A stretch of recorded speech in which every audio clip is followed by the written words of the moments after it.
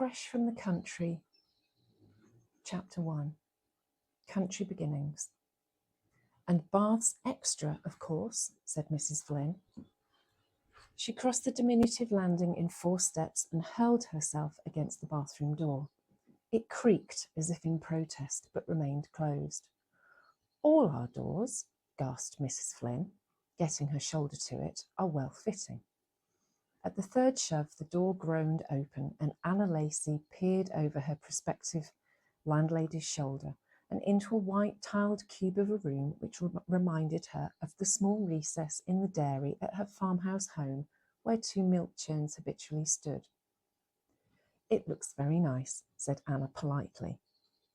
One of the frosted glass windows, studded with perpetual raindrops, was open, and through the chink she caught a glimpse of half-finished houses in another road on the new estate. Mrs. Flynn flicked a speck of dirt from the green plastic towel rail and adjusted a mauve bath mat, sprigged coyly with violets which hung over the edge of the bath. "And now I'll take you to the bedroom," said Mrs. Flynn, edging sideways past the girl and taking another 4 steps across the landing to an open door. She spoke, thought Anna, as though she were about to embark on a lengthy traversal of corridors and staircases rather than shifting from one foot to the other in order to get from one room in the next in this doll-sized house. Used as she was to the big shabby farmhouse on the Suffolk-Essex border, the toy-like dimensions of Mrs. Flynn's establishment both fascinated and depressed her. "This would all be yours," Mrs. Flynn announced, waving her hand with a spacious gesture at a strip of a room which was roughly the size of a broom cupboard at Anna's home. The girl looked at it in wonder. A narrow bed, covered with a fawn folk-weave bedspread, lay close against the wall behind the door. There was one small window placed high, directly below the eaves of the house, and under this stood a prim cane-bottomed chair.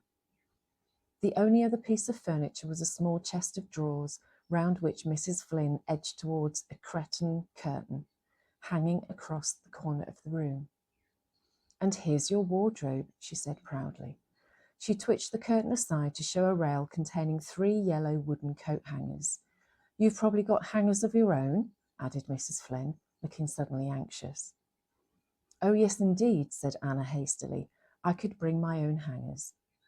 Despite the July sunshine, the room seemed cold and dark, but the red patterned lino was well polished and the thin rug was clean.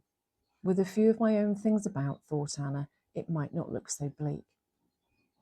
She pressed against the wall to allow Mrs. Flynn to pass and followed her downstairs. The sitting room door was as stubborn as the bathroom one, the new wood protesting as Mrs. Flynn forced it to give way. She motioned Anna towards a small plump couch which rested upon skittish, surprised wooden legs, and seated herself into a chair which matched it. The room was sparsely furnished. 4 pale pictures of pink and blue birds in flowery branches hung, one on each cream wall, very high up near the picture rail. "From my Woman's Monthly," said Mrs. Flynn, following the girl's gaze, "and my nephew Ray, party-partooed them." Anna switched her gaze to the tiled mantelpiece where a young man's photograph stood. He looked an unprepossessing youth in RAF uniform and glowered beneath a bit of black eyebrows. His aunt's sharp little face had softened as she surveyed the boy, but now she turned abruptly to Anna and became her businesslike self again. £3 a week is my charge," said Mrs. Flynn, "and, as I said, baths extra." "I should be going home at the weekend," began Anna shyly. "I'm afraid I couldn't make any reduction for that," Mrs. Flynn said with a wintry smile, "not with the overheads." "I suppose not," murmured Anna, wondering just exactly what overheads might be. "You'd have your maid meal at school, I've no doubt," went on Mrs. Flynn, "and we usually have high tea when Mr. Flynn gets in at 7. You probably get a cup of tea at school during the afternoon?" Her voice held a query. "I'm not sure about that," Anna began. "It's usual," Mrs. Flynn assured her swiftly. Anna, who was fond of her food and had the healthy appetite of one just 20, Riley watched her meals being whittled away by Mrs. Flynn's sharp business methods. She felt that she was no match for this woman, but knew that the headmistress's words to her an hour ago were true. Digs in this neighbourhood are few and far between. If Mrs. Flynn can't take you, you will have to face a bus journey each day. I'd try her for a bit, she had said, and Anna had recognised the soundness of the case. I'll know more about that when I start next term, said Anna. She was pleasantly surprised to hear how firmly this remark had come forth, and much emboldened she followed up her small advantage. I should need somewhere to work in the evenings. There will be books to mark and handwork to prepare, you know. There's the bedroom, Mrs. Flynn pointed out. She sounded rather affronted. Anna determined not to give way. But I shall need a table. Then I suppose you might have the use of this room occasionally, said Mrs. Flynn somewhat grudgingly. It would be a little more, of course. I hadn't bargained for letting 2 rooms. In fact, I think I shall have to speak to Mr. Flynn before deciding about that. What a useful thing a husband must be, thought Anna. She looked at the clock on the mantelpiece. It was an impressive object made of black marble in the form of a Greek temple. It began a preliminary whirring before striking 3 o'clock. The girl remembered her long journey back to North Essex, collected her gloves and bag, and rose to her feet. I'm sure we shall be able to come to some arrangement about using the room, Mrs. Flynn said hastily, in a slightly more conciliatory tone, as she saw her prey escaping. But you see, I must have somewhere to bring my friends, and when Ray's here, he likes somewhere to play his guitar.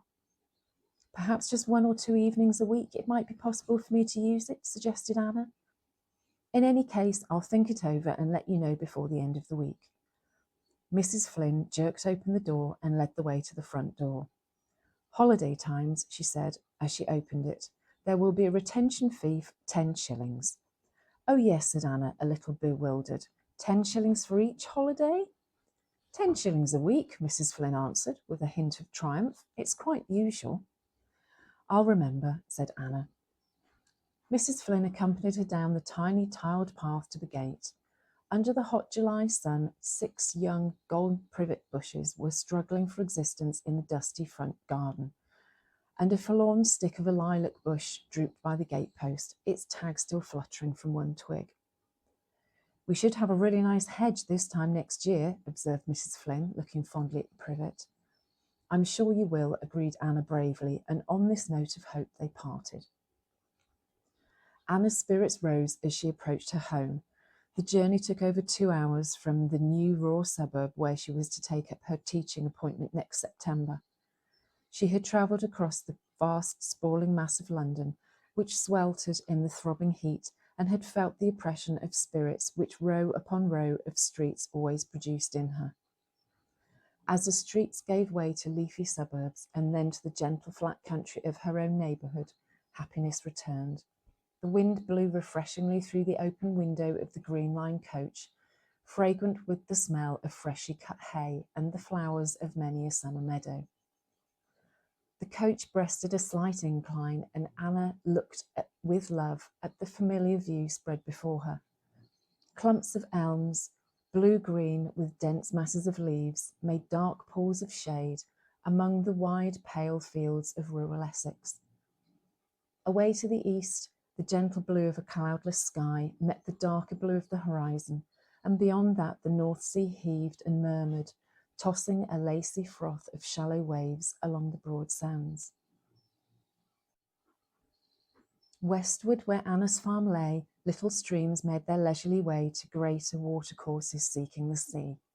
Willows lined their banks, their silvery leaves shimmering in ceaseless quivering. To Anna, now, waiting at the coach door, ready to descend at her crossroads, they seemed to be fluttering in welcome. The Land Rover was waiting in the shady lane, her mother at the wheel. Anna bounded towards her, eager to tell her of all that had befallen.